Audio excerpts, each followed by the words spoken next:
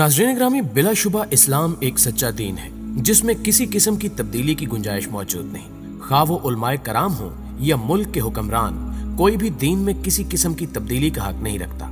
लेकिन इसके बावजूद मौजूदा दौर के इस्लामी हुक्मरान इस्लामी अहकामात को अपने मकासद के तहत बदलते रहते हैं और इनमें सर फहरिस्त नाम सऊदी अरब जैसे इस्लामी मुल्क के बादशाहों का है, जो इक्तदार की हवस में इस कदर अंधे हो चुके हैं कि अपने मुफादात की खातिर इस्लामी अहकामात को पसे पुष्ट डालने से भी गुरेज नहीं करते। और इसकी हालिया मिसाल वो मुआहदा है जो सऊदी अरब के शहजादे सलमान बिन मोहम्मद और नेटफ्लिक्स के CEO के दरमियान तय पाया है, जिसके मुताबिक नेटफ्लिक्स किसी ऐसे प्रोग्राम को नशर नहीं करेगा जिसमें प्रिंस मोहम्मद बिन सलमान के खिलाफ कोई मवाद मौजूद हो। नाज़रीन ग्रामी, यहाँ ये बताना भी जरूरी है कि नेटफ्लिक्स वीडियो स्ट्रीमिंग की एक अमरीकी बैनुल-अक़वामी कंपनी है जिसके सार्फीन माहाना मुआवजा अदा करने के बाद लातादाद फिल्में और टीवी शोज देख सकते हैं। और कंज्यूमर इलेक्ट्रॉनिक्स शो 2016 के मौके पर नेटफ्लिक्स ने पाकिस्तान के साथ साथ दुनिया के 130 ममालिक में अपनी खिदमात का आगाज कर दिया है, जो महज दूसरे टीवी चैनल के शोज ही नहीं दिखाता बल्कि अपने ड्रामे भी बनाता है जिन्हें माहाना फीस अदा करने वाले हजरात बआसानी देख सकते हैं। और आज ये कंपनी अपने शो नशर करके करोड़ों में खेल रही है।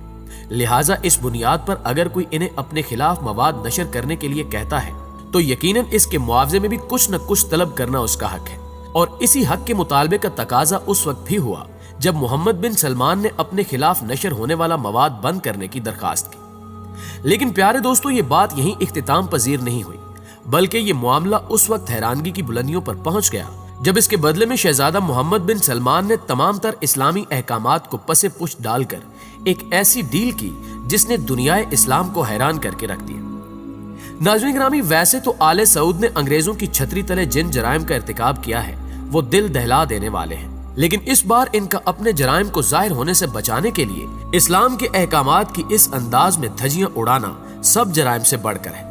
जिसमें उन तमाम सीरीज को नेटफ्लिक्स के जरिए सऊदी अरब में चलाने की इजाजत दे दी गई है जो पोर्नोग्राफी जैसे फितने को प्रमोट करते हैं, जिनमें कोयराई और सेक्स एजुकेशन और न्यू ब्लैक जैसे इंसानियत से गिरे हुए 18 किस्म के शोज शामिल हैं। प्यारे दोस्तों, इस डील के तय होते ही मीडिया स्ट्रीमिंग कंपनी नेटफ्लिक्स ने सऊदी अरब को खुश करने के लिए उस तंजो मिज़ा को प्रोग्राम से हटा लिया जिसमें सऊदी हुक्मरानों पर कड़ी तनकीद की गई थी, और वादे के मुताबिक अब उसकी जगह गैर इखलाकी फिल्में और ड्रामे दिखाए जाएंगे। तंजो मिज़ा का जो प्रोग्राम हटाया गया वो दरअसल सऊदी अरब के मशहूर सहाफी जमाल खशोगी के मुतालिक था, जो सऊदी अरब के शाही खानदान के नाकिद थे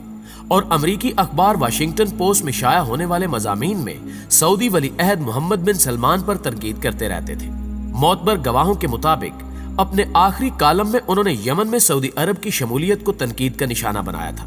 जिसकी वजह से वो जल्द ही पहले तो मंजराम से गायब हो गए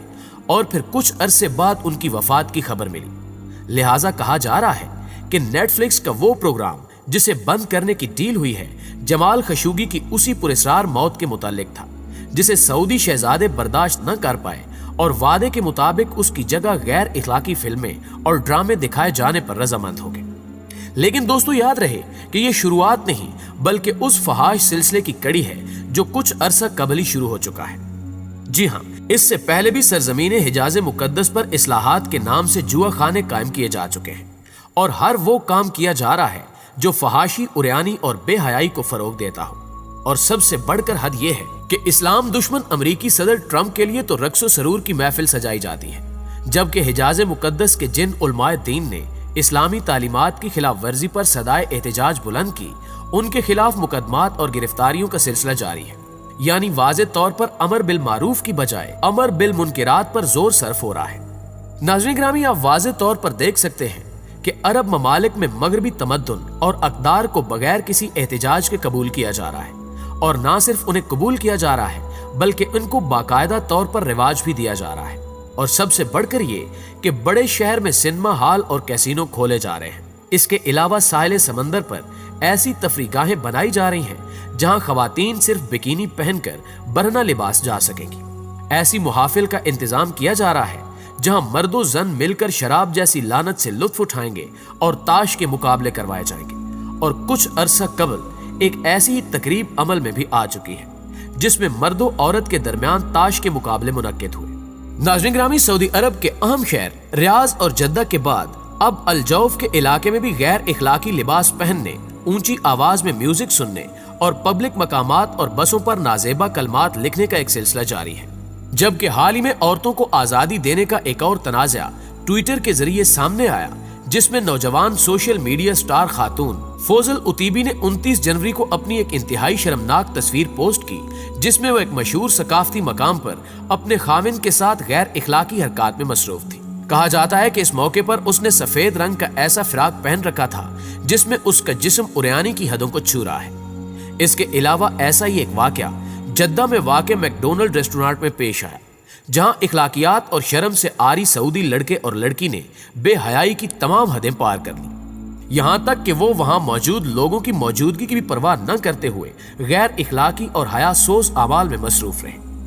دوستو، اسی کے ساتھ واضح رہے کہ گزشتہ ماہ مکہ مکرمہ میں چند مقامی لڑکیوں نے یورپی ناچ کرتے ہوئے اس کی ویڈیو بنا کر سوشل میڈیا پر وائرل کر دی،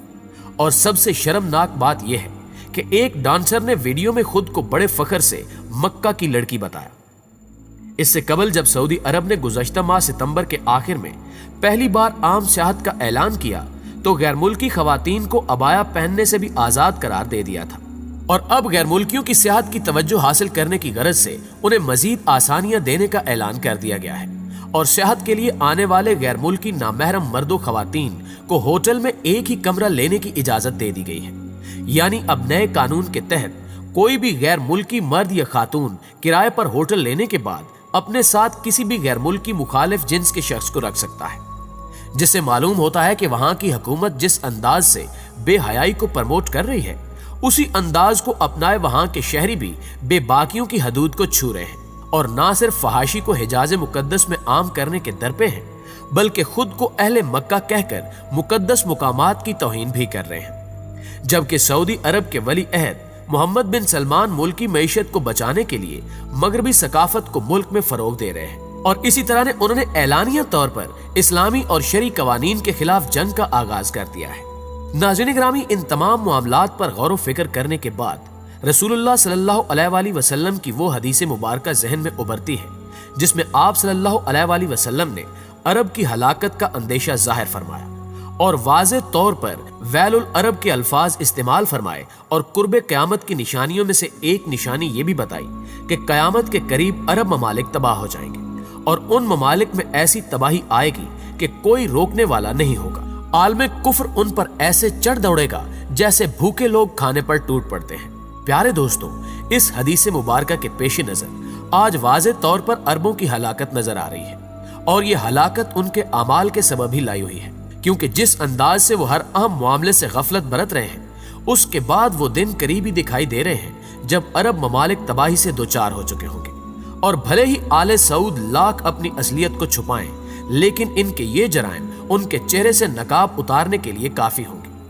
بہرحال ان سے حساب تو ہونا ہی ہے، لیکن یہاں سوال یہ اٹھتا ہے کہ وحی کی اس مقدس سرزمین پر کیا رسول اللہ صلی اللہ علیہ وآلہ وسلم اور ان کے اہل بیت اور اصحاب رضوان اللہ اجمعین کی قربانیاں آل سعود کی شہنشاہیت کے لیے تھیں؟ ایک ایسی سرزمین جو حجاز مقدس کے نام سے جانی جاتی تھی، اسے بجائے اس کے کہ کسی صحابی یا نبی کے نام سے منسوب کیا جاتا، کئی ایسوں کے نام سے منسوب کر دیا گیا جو اپنا ایمان انتہائی سستے داموں بیچ آئے ہیں۔ یہ مقدس سرزمین جس طرح ہزار ہا سالوں سے مقدس ہستیوں کی قربانیوں سے محفوظ رہی، اسی طرح اس بات کا حق رکھتی ہے کہ اس پر ایسے لوگ تا قیامت حکمرانی کریں جو صحیح معنوں میں اللہ کے احکامات کے پیروکار ہو اور اسلام کی اصل انداز میں ترجمانی کرنے کی اہلیت رکھتے ہوں۔ آخر میں اللہ سے دعا ہے کہ وہ ہماری مقدس سرزمین حجاز مقدس کو شیطان کی پناہ سے محفوظ رکھے اور اسے ایسے حکمران عطا فرمائے جو اسلام کے پیروکار ہوں اور ہر لمحہ اسلام کی حفاظت کرنے میں مشغول رہیں۔ آمین ثم آمین۔ دوستوں، ہمیں آج بھی امید ہے کہ آج کی یہ ویڈیو آپ کو بے حد پسند آئی ہوگی۔ ویڈیو اچھی لگے تو اسے لائک کرتے ہوئے اپنے دیگر دوستوں کے ساتھ شیئر ضرور کر دیجیے گا۔ جلدی حاضر ہوتے ہیں ایک اور معلوماتی ویڈیو کے ساتھ، تب تک اپنا اور اپنے پیاروں کا ڈھیر سارا خیال رکھیے گا۔ اللہ نگہبان۔